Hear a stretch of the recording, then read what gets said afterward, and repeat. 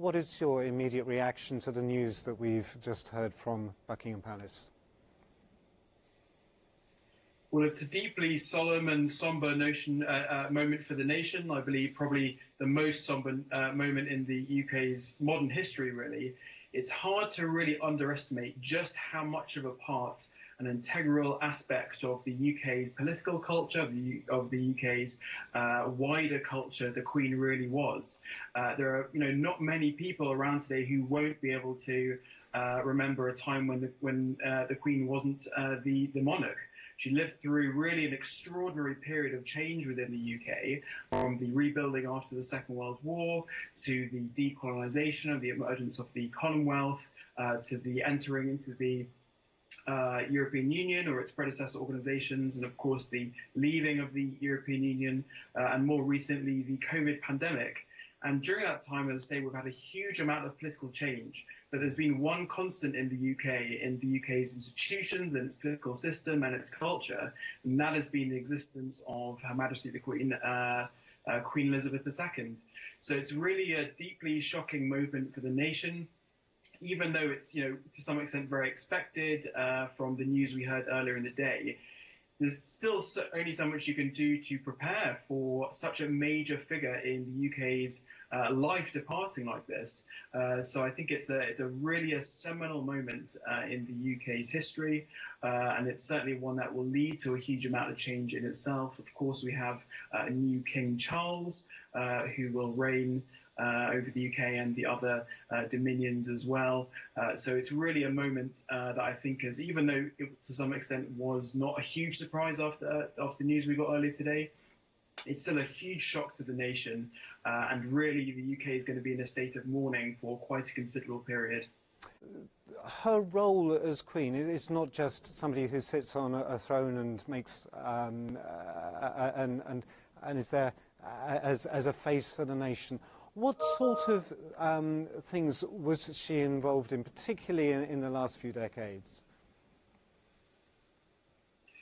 Well, I think it's certainly a very good summary of the Queen's attitude to her role. I think really if there's one word that you would summarise her entire reign with, and that would be service. Right. Really, there were only a couple of days a year that she didn't do any work whatsoever. And even though she had stepped back in recent years and allowing, the heir apparent and now King Charles to take on many of the duties, she was still involved in day-to-day activities. Of course, she had to provide royal assent to all of the UK's legislation.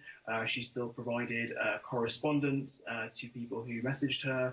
She was the head or patron of several dozen Commonwealth charities. And of course, she had a whole range of other just sort of protocol duties, including in recent days, she has to approve the appointment of ministers. And so really, in the UK's political system, of course, power is formally held by the Queen, but exercised through the democratically elected political establishment. And as part of that, there's a huge range of different roles and responsibilities that really require the Queen to do on a day-to-day basis, and actually much of which the public didn't often see.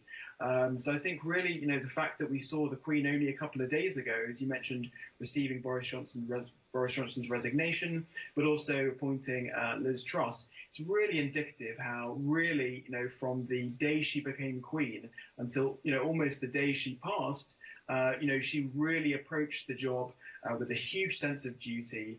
And of course, even though King Charles will take on a huge amount of the responsibilities that the Queen, of course, leaves behind, there'll be a huge amount of other aspects that the Queen had taken on throughout her whole time. And so I think those will slowly be filled up by other people, some of them by members of the royal family. But actually, this is a moment where we may get to see some of those duties done in a slightly different way. What will we expect to see in the coming days? Well, this is a moment, as you mentioned, that the UK has really been preparing for formally since the 1970s. It has plans in place. About 5 years ago, in 2017, plans were in fact leaked about what exactly would happen during this process. And it was known as Operation London Bridge, whereby information about the Queen's passing would be firstly provided to the Prime Minister and then shortly after to the Commonwealth heads of state. And to some extent it's unclear whether they found that before or at the same time as us. But in terms of what's going to be happening over the next few days, it's very, very well rehearsed. And the Queen herself would have had a huge amount of input into the plans that took place, or that are to take place after her passing. As I understand, her coffin will ultimately be moved to Westminster Hall, where it will lie in state for probably about 3 to 5 days.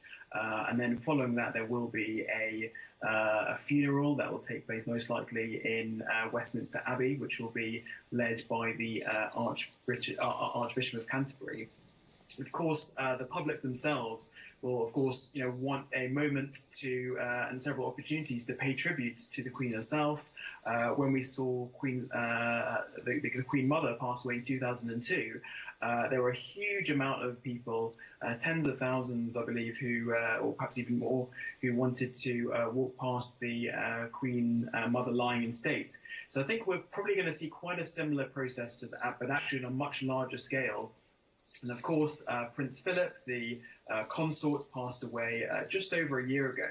And we saw quite a sort of toned down process of the funeral for that, obviously because we were still to some extent in COVID times. But I think for the Queen's passing, we're going to see a much grander affair that will really involve the whole nation and probably take place over a couple of weeks.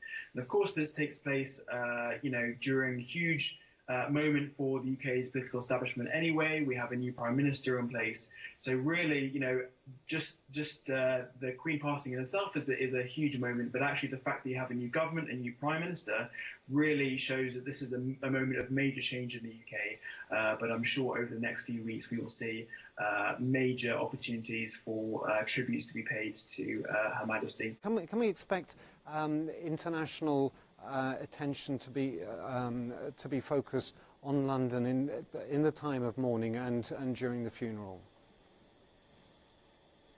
Yes, as you've correctly pointed out, a monarch who ruled for over 70 years leaves such an extraordinary legacy, both in the culture of the country, but also in the physical aspects of it as well. There are so many parts of the UK's infrastructure and other sites that have been named after her, most recently the New Elizabeth line in London.